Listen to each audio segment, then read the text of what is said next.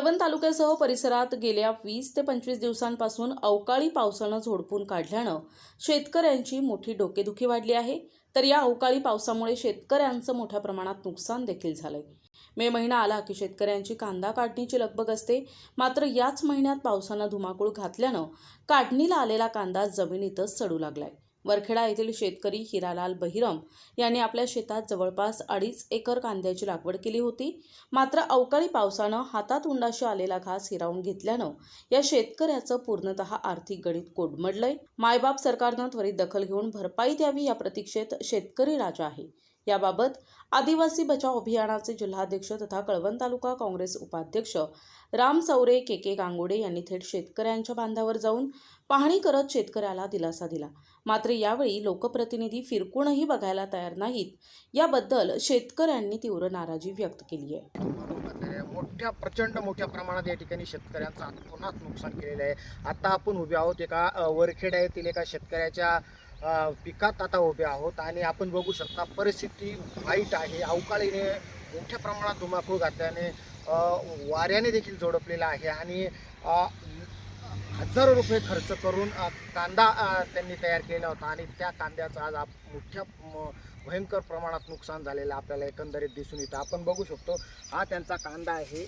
एकंदरीत 1 ते 2 एकर कांदा आहे आणि या कांद्याची परिस्थिती अत्यंत वाईट झालेली आहे। शासन दरबारी अजूनही नुकसान भरपाईची मागणी शेतकरी करतायत, मात्र शेतकऱ्यांना अद्याप कुठलाही दिलासा शासन दरबारी मिळालेला नाही। हे कांदा काही काढणी झालेलं नाही टायमावर, त्याच्यामुळं ते आता काय कांदे राहूनच गेले। पण खर्च तसं म्हणालं तर एकरी 60 ते 70 80 हजारापर्यंत गेलेला आहे। आता पावसामुळं काही करू शकत नाही, पावसाने आता काही साथ दिलेली नाही आहे, त्याच्यामुळं आता हे कांदा काढणं बाकी राहिलेलं आहे। किती एकर कांदा लावला होता तुम्ही? तरी इथं 2.5 एकर आहे आणि बाकी दुसऱ्या ठिकाणी 1.5 एकर होत। बरं, शासनाकडून काही पंचनामा काही दिलासा मिळालाय का अद्याप तरी तुम्हाला? आलेले होते कृषी अधिकारी, कृषी सहाय्यकाने ते आलेले होते, पंचनामा करून गेलेले आहेत। आता केव्हा भेटतात ते पाहू। किती अद्याप तर किती कांदा आहे आणि जमिनीच्या बाहेर किती काढलेला आहे? जमिनीच्या बाहेर तरी 1 ट्रॉलीचं बाहेर काढलेलं आहे, बाकीचं अजून 5-6 ट्रॉल्यांचं तर जमिनीतच आहे। तो कांदा चांगला निघाला अशी शाश्वती आहे का तुम्हाला? नाही, आता चांगला निघाला असं नाही, सर्व खराब झालेलं सर्व खराबच झालेलं। एकदम वाईट परिस्थिती सध्या शेतकऱ्यांना ओढवलेली आहे आणि विशेषतः हे सगळं आदिवासी भागामध्ये पश्चिम पट्टा जो आहे आणि ह्या 5-6 तारखेपासून मेच्या कंटिन्यू पाऊस चालू झाला आणि आजही पाऊस चालू आहे। त्यामुळे बऱ्याचशा शेतामध्ये अजूनही कांदा तसाच बाकी आहे आणि नगदी पीक आहे। या पिकाशिवाय शेतकऱ्यांच्या हातात पैसे कुठलेही पीक देत नाही आणि ही जर एकरी 70-80 हजार रुपये खर्च कांद्याला येत असतो आणि शेतकऱ्यांनी कर्ज काढून लावलेला असतो कांदा आणि म्हणून शासनाला आम्ही निवेदन तसं दिलेलं आहे माननीय मुख्यमंत्री महोदय कळवणला आले त्यावेळेस, परंतु अजून तरी डिक्लेअर झालेलं नाही। आणि माझी अशी विनंती आहे की शासनाला की नुसतं जमिनीत जो आहे माल त्याचाच पंचनामा नाही झाले पाहिजे, जो जमिनीत काढून ठेवलेला आहे आणि तो गोड्या घालून ठेवलेला माल आहे तो सुद्धा पूर्ण खराब होऊन गेलेला, काळा पडून गेलेला आहे, त्याचे पण पंचनामे झाले पाहिजेत। जे हवेने पत्रे उडालेले आहे, घराच्या कौलांचे नुकसान झालेले, भिंती पडलेले आहेत, बैल वीज पडून मेलेले आहेत, त्यांचं सुद्धा नुकसान भरपाई शासनाने द्यावी अशी मला आपल्या मार्फत विनंती करायची। खरं तर सर काय सांगाल, महायुती सरकारने या ठिकाणी निवडणुकी आधी शेतकऱ्यांची सरसकट कर्जमाफी करू असं आपल्या जाहीरनाम्यामध्ये सांगितलं होतं, मात्र ते शेतकऱ्यांची जी काही कर्जमाफी ती अद्याप झालेली नाही, काय सांगाल?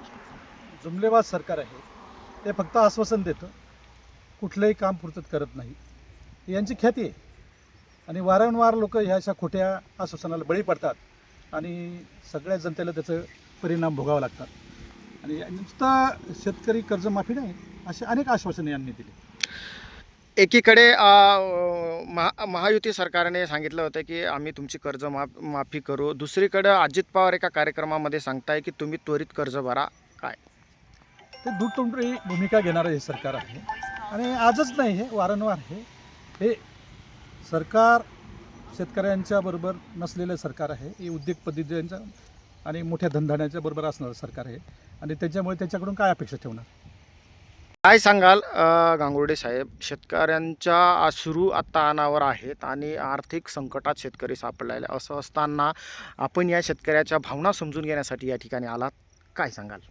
नक्कीच ह्या ठिकाणी शेतकऱ्यांच्या भावना समजून घेण्यासाठी NTV न्यूज आज ह्या ठिकाणी बांधावर येऊन पोचले. मी प्रथम त्यांना धन्यवाद देतो. ह्या भागामध्ये, पश्चिम भागामध्ये किंवा संबंध महाराष्ट्रामध्ये असेल, अवकाळी पावसाने शेतकऱ्यांचं अगदी कंबरडं मोडलेलं आहे. आज आपण ज्या शेतामध्ये आज ह्या ठिकाणी उभे आहोत, हा सगळा कांदा वरती पडलेला आहे. हा पुन्हा मार्केटमध्ये जाणार नाही. त्या शेतकऱ्याने एवढा खर्च केला, त्याच्यासाठी आजपर्यंत कुठलीही शासकीय यंत्रणा पोचली नाही. याचं मोठं या ठिकाणी दुर्दैव आहे. एका बाजूने शासन अनेक घोषणा करत आहे, परंतु शेतकऱ्यांसाठी अद्याप कुठल्याही प्रकारचं या ठिकाणी यंत्रणा या ठिकाणी पोचली नाही. ह्या भागामध्ये जवळपास 200 ते 300 एकर कांदा हा शेतकऱ्यांचा शेतामध्ये पडू नये.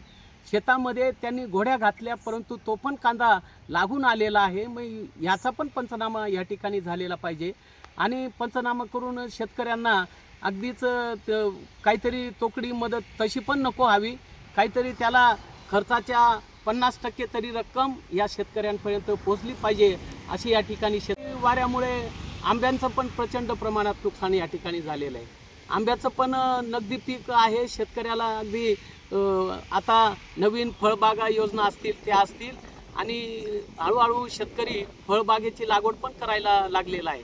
त्याचं पण एक उत्पन्न शेतकऱ्याला मिळावं, परंतु ते पण आता तोंडाशी आलेला घास या अवकाळी पावसामुळे गेलेला आहे. आणि म्हणून या ठिकाणी शासनाकडे आम्ही विनंती करतो. आम्ही संघटना म्हणून, प्रतिनिधी म्हणून गावागावामध्ये जाऊन आलो. या शिवारामध्ये प्रचंड प्रमाणात नुकसान झालं, परंतु लोकप्रतिनिधी मात्र अद्याप फिरकायला तयार नाही. जो काही गरीब शेतकरी आहे बिचारा, त्याचा कुठं संपर्क नाही आणि म्हणून त्यांनी आमच्यापर्यंत संपर्क केला आणि आपण तिथं आज ह्या ठिकाणी पोहोचलो. तर शासनाने तातडीने शेतकऱ्यांची दखल घ्यावी आणि त्यांना तात्काळ मदत कशी पोहोचेल, त्यांना आधार कसा मिळेल, त्यांना पुढचं होऊ शकतो. कारण शेतकरी आधीच मेटाकुटीला आलेला आहे, आधीच रडकुंडीला आलेला असताना अशातच अवकाळीने मोठ्या प्रमाणात धुमाकूळ घातल्याने प्रचंड मोठ्या प्रमाणात शेतकऱ्याचं नुकसान झाल्याने असं असताना देखील जे काही लोकप्रतिनिधी आहेत ते शेतकऱ्याच्या बांधावर यायला तयार नाही, शेतकऱ्याचं अश्रू पुसायला तयार नाही. शेतकऱ्यांनी याबाबत खदखद आपली नाराजी व्यक्त केलेली आहे. प्रतिनिधी अनिल पवार, NTV न्यूज मराठी, कळवण, नाशिक.